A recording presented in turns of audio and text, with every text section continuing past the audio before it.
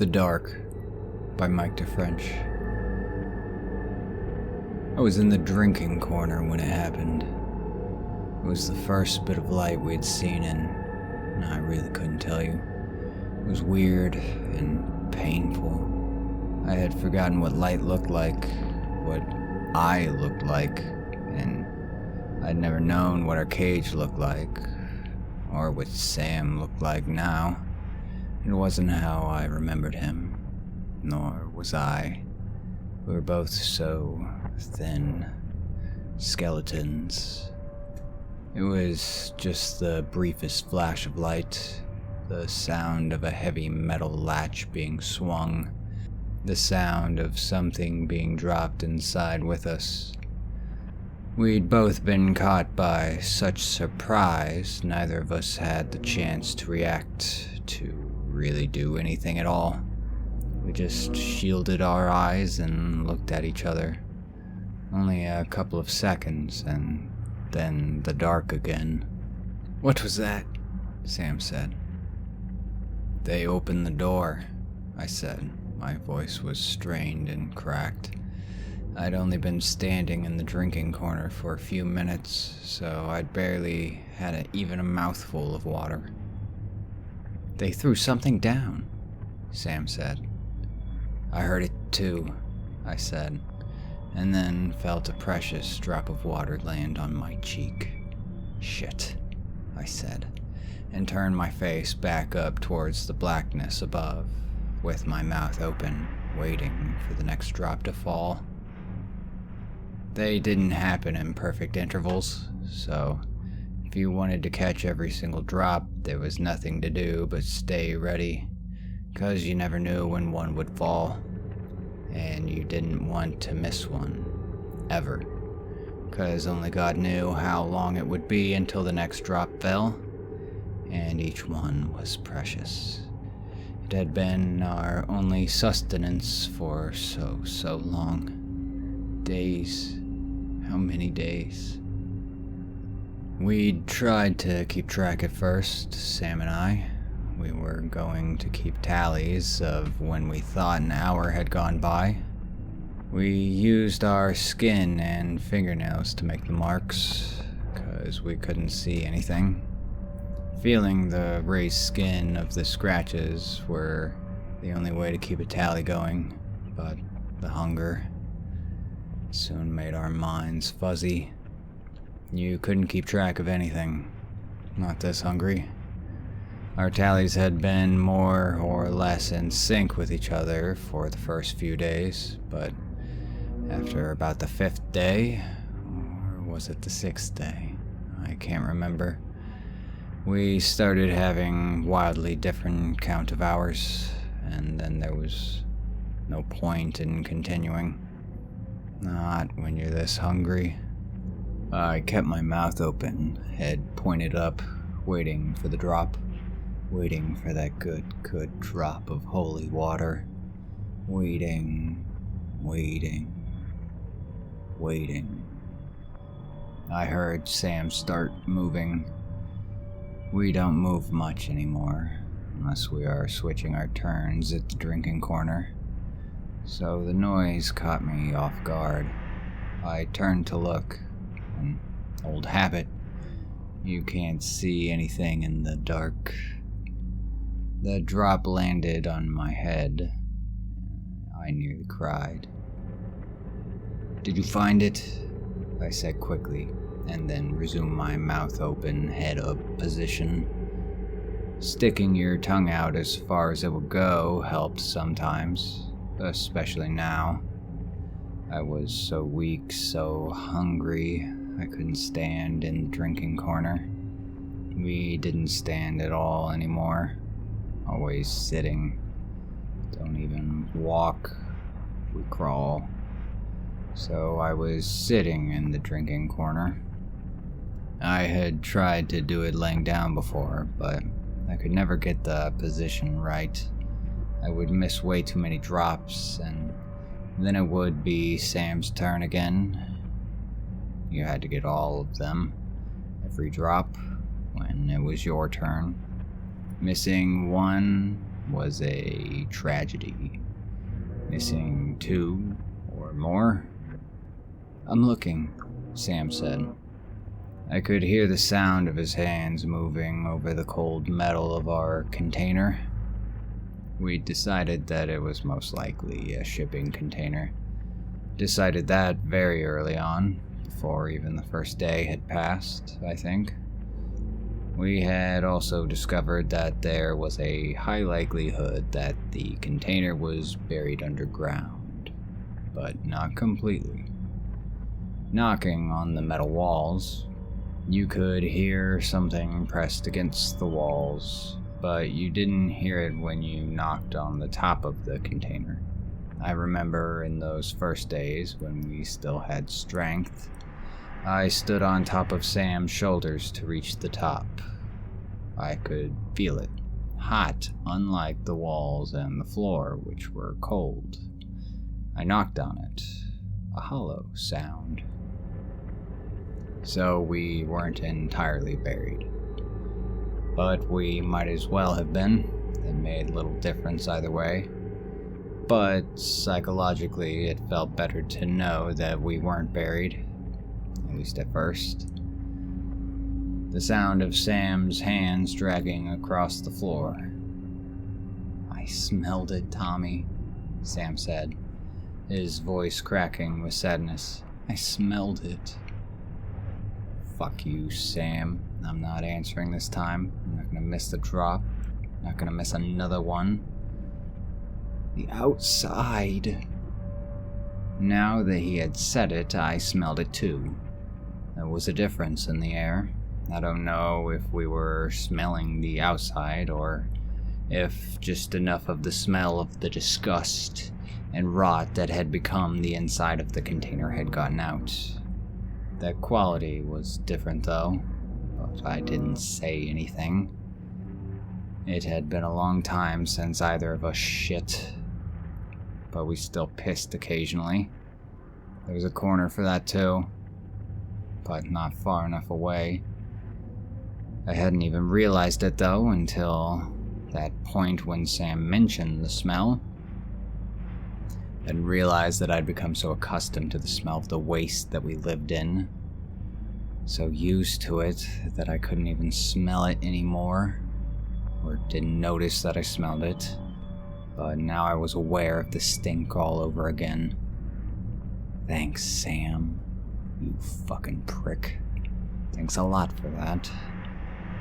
I was still waiting for the drop, my neck pained from the position. My head was swaying in drunken-like circles, unable to remain still. Waiting. I can't find it, Tommy. Just keep looking, Sam. What the hell do you want me to do? I can't find it. I hate you. I hate you so much, Sam. You have no idea. No idea. Wait! Not looking. There's no point to look. Cannot see in the dark. Hold position. Wait for the drop. Stay focused. Here it is. Well, what the fuck is it? Here it is. Don't say anything. Don't say anything. Don't miss the drop. Hold position. What? Don't say anything. He wants you to. He wants you to turn your head and ask him, what is it? He wants you to miss the drop. He wants you done. He wants you to wither away. He wants you to die first. And you know why. Oh, yes, you know. He wants you to die first so that he can fix his hunger. Well, fuck you, Sam. I won't die first. And I won't miss this drop. Won't die first. Tommy, do you know what this is? Oh. My anger was great. So great.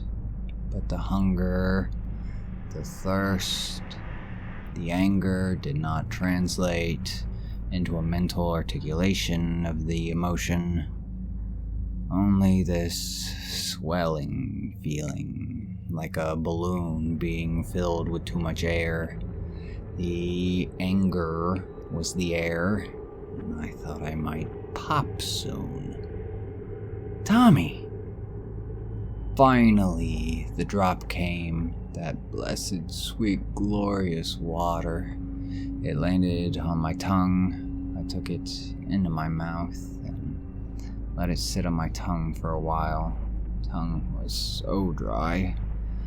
Mostly it was just absorbed there, but there was still a small, tiny piece of water that I was able to swallow, and it felt good. I felt it go down my throat. It was so good. What? I yelled quickly. What is it? Of course I don't fucking know what it is, you stupid idiot. Then straight back to position, waiting for the next drop. Please don't take as long this time. Please. So thirsty. Sam didn't say anything for a while. I waited for the next drop. Then I heard something. Something like a metal switch being thrown. It wasn't from above. Not the sound of the latch being opened again. It was small. Like 2 nickels being rubbed together or something. A click. And then a spin. Like a very tiny roulette wheel spinning. It's a gun, Tommy.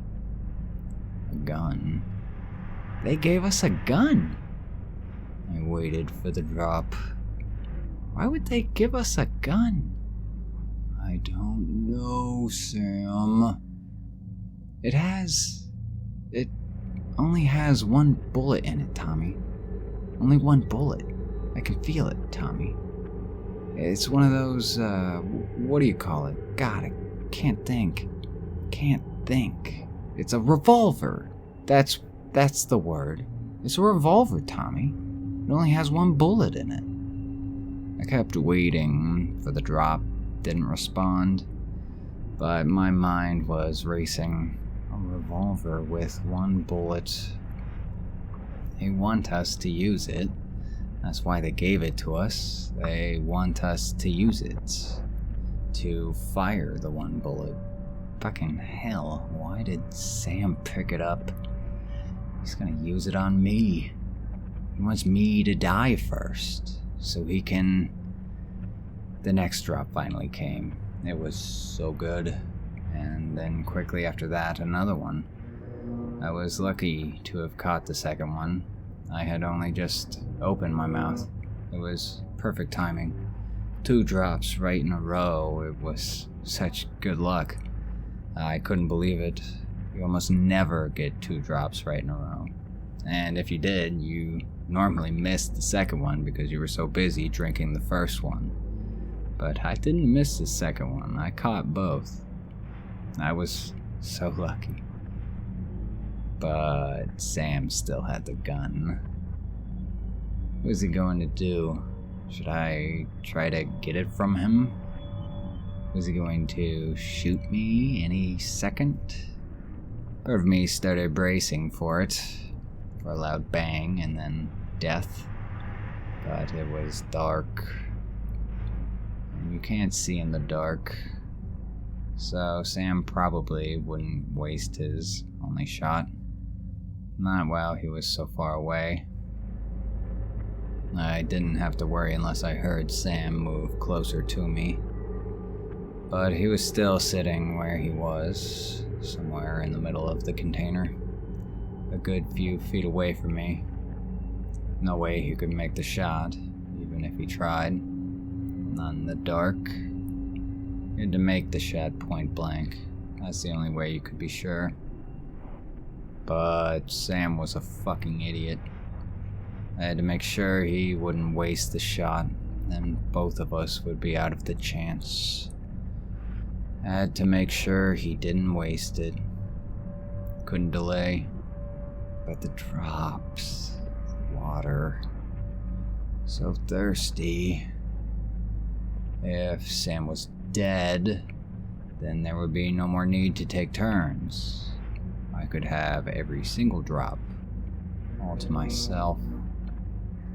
Yes, sacrifice the drops now for an unlimited supply of drops later, after only one bullet, Sam said. I decided to forego the drops for now. I turned away, started to move closer to Sam's voice, crawling along the metal floor of the container, but I didn't get too close, no. And now came the real tricky part, how to get the gun from Sam. Brute force? Too risky. I am so weak. He is too, but there's no way to know who could overpower who. Sam had just finished his full turn in the drinking corner, so he probably had more strength, at least for the moment. And I couldn't risk waiting for my entire turn to end, so that I might have more energy. Sam could do something stupid. 100 different things could go wrong in that time. I couldn't risk the delay, so I would have to act now. I would have to find some way to convince him to give me the gun. Here, let me see it, I said, thinking that perhaps the direct approach would be best. Simple and fast. Maybe Sam wouldn't even think about it, wouldn't even hesitate. Why? Sam said. I heard, or thought I heard, him pull his hands closer to himself. I just want to see it, I said. What if it's a fake? Just some trick they did to torment us. I know more about guns than you do. And that was true. In our lives before the dark, we were friends. Co-workers that were quickly becoming friends. I knew for a fact that he'd never even shot a gun before. He had told me as much, which was why I invited him to go hunting with me in the first place. I was going to teach him. He was a soft type, but he was alright. A bit of a religious guy, but better than most of the chumps we worked with, especially once you got a couple of beers in him. He mellowed out a lot. It was actually fun to be around, but we never got that far. Remembering it feels like remembering a different lifetime, or like trying to recall such distant memories from childhood, of maybe a long-deceased relative or something. We'd never even made it. Crashed the car on the drive. Bad crash. Thought I was dead, but woke up in here, in this dark shipping container, with no food, only the occasional drip of water, for days and days now. It's not a fake, Sam said. I can tell. I'm not a complete idiot, you know? Yes, you are, Sam. Yes, you fucking are. Fine, I said. Suit yourself. What should we do with it? I don't know what all we can do with just one bullet. We could use it to get out of here. And how would we do that? I don't know. Shoot the lock off of the latch up there. Can you see the lock? It's on the other side of the wall. How are we supposed to get close enough to even know we're aiming anywhere near the right spot? You gonna lift me up there on your shoulders again? My voice was growing dry and weak again. I needed more water. The gun probably isn't powerful enough to even shoot through the walls of this place.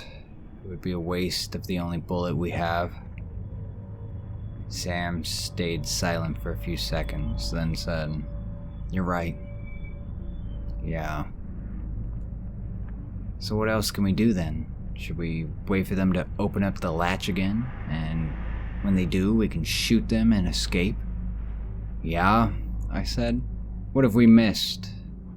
What if there's more than one of them? What if they never open it up again because they're watching us? They know we have a gun. You don't think they'll wait until they hear a bang before they ever open it up again?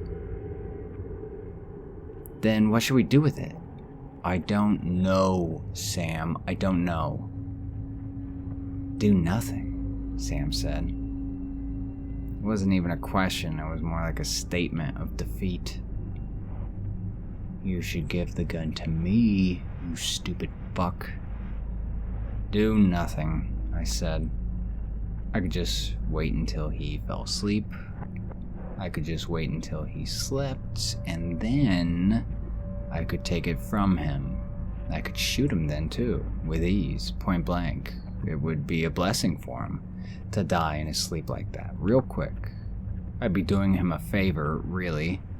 I was about to go back to the drinking corner, about to risk Sam making some stupid mistake and wasting the bullet. I was just too thirsty to stay over here. I couldn't think. This talking was getting me nowhere anyway. "I think we should use it," Sam said, after several minutes of silence. "Yeah?"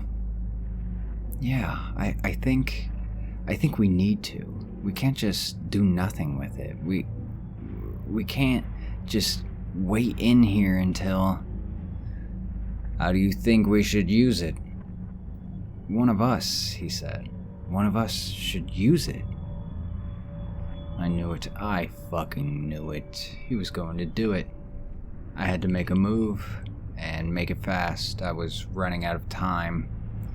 If he was just going to shoot me anyway, or fire the weapon and waste the only bullet, then I might as well make one last effort. Try to take it from him by force. I was getting my mind ready for the attack. Waiting for him to speak again, so that I could better tell exactly where he was. I believe that he was still several feet away from me, somewhere in front of me. Slightly to the left, I thought. "Talk again, Sam. Let one more idiotic word come out of that mouth, so that I can know exactly where you are." He wasn't saying anything. Probably getting the gun ready, probably getting his mind ready for what he was going to do. Maybe thinking it over one last time. Could he really kill someone? Was that something he could really do? Even in the desperate place he was in now. I decided that I would speak first, and then quickly move just in case he fired right after I spoke. I needed to get him to respond. Time was running out. Sam was itching to use the gun. I could feel it through the stink-filled air. "But which one of us, Sam?" I said, and ducked and moved slightly to the left. "I don't know," Sam said. I expected him to do the same thing, to move as soon as he spoke, but he didn't. He remained exactly where he was, and now I knew, too. Now I could imagine his precise location, just in front of me, in the dark. "Do you want to use it?" he said. "What are you getting at? He's offering it to me? Is this some trick?" Sam said, his voice frail, like a child. "I just don't know if I can do it, you know?" "I could," I said back to him. "I could do it." "You could?" he said. "You're sure that you could?" He wants me to do it.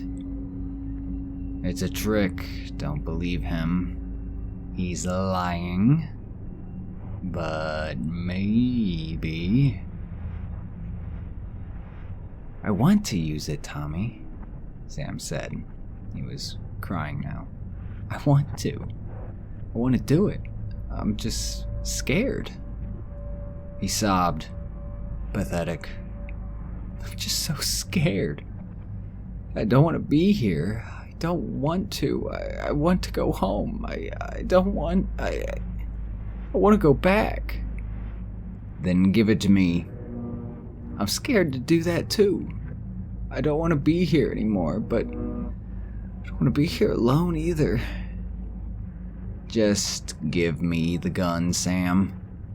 He sobbed harder. I can't make my mind up, Tommy, he said through the crying. It's a sin. It's a sin, Tommy. It's a sin to do it. Then give it to me, I said. I will do the sin, Sam. I'll do it, and once it is done, there will be nothing for you to deliberate about. The choice will have been made. And you don't have to sin. The temptation won't be there. You'll be safe from it. Safe from the sin, Sam. Give the gun to me. I'm scared, he cried. Don't be scared. Just give it to me. It was working. Who's going to give the gun to me? The fool? The idiot? I reached out my hand, but felt nothing aside from the empty air. I crawled closer to the sounds of the crying and the sniffing. I reached out again, felt him, touched his shoulder. I moved my hand down his arm and felt his hands holding the gun. A small snub nose. My heart was racing. It was almost done. So close. Gently, I pulled at the gun. I pulled at it, and his grip was non-existent. He kept crying. It was now in my hand. The fool just gave it to me. Do it now, before anything can ruin the moment, before anything fucks it up. Do it now. He's right beside you.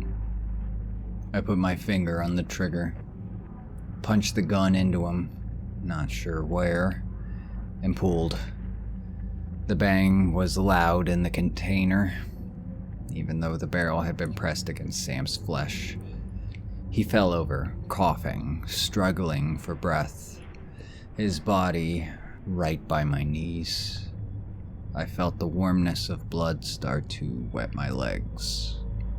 He twitched a little bit, and then one of his hands flung out and found my arm. He tried to say something, but it was so muffled by the sounds of his struggled breaths. I laughed a little, relieved that it was done, relieved that it wasn't me, relieved that now I could have all the time I wanted in the drinking corner. Sam tried to talk again. I could actually make out a couple of words this time. You, he started saying. I bent my head closer to where I thought he was. What is it, Sam? I said, giving him at least the dignity of having someone to hear his last words. He coughed, and I felt little droplets of blood spatter against my face. I would have been disgusted if a couple of the droplets hadn't gone into my mouth. The warm, sweet liquid quenched the dryness of my tongue. It was nice. Thank you, Tommy, Sam said. I didn't understand. For what? I said. You, Sam said, his breath coming slower now. His words were more of a struggle. He was going fast. You didn't use it on yourself. You. Another bloody cough. You saved me. Sam died. and I was alone now, in the dark. A horror took over me, a horror of regret. I pushed myself away from Sam's corpse, crawled away from the growing puddle of warm blood, back to the drinking corner. The smell of the blood filled the air. I lifted my head and opened my mouth, waiting for a drop to come. Waited and listened to the sounds that Sam's dead body made. The horrible sounds, the awful sounds. I waited for a drop to come, and I thought about the smell that Sam's body would make in time. I didn't know what rotting flesh smelled like, but I would soon. I waited for a drop to come. It was taking so long. I'm so thirsty. Please.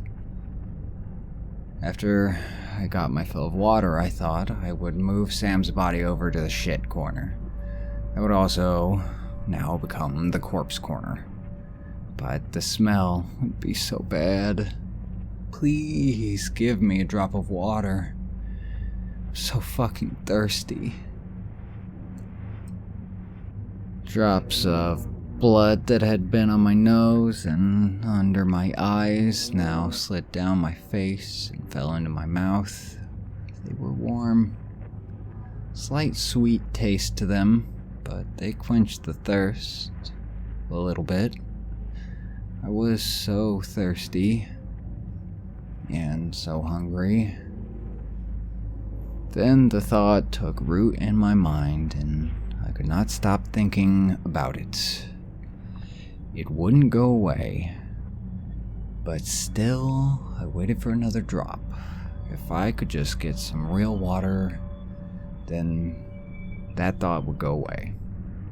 Just give me one fucking drop. Please. There wouldn't be any smell, I thought. Though I tried so hard not to think it, but it was there. It was eating at my mind. No smell. If there's no flesh to rot. If there are no pools of blood to fester. No smell. And I was so thirsty. So hungry.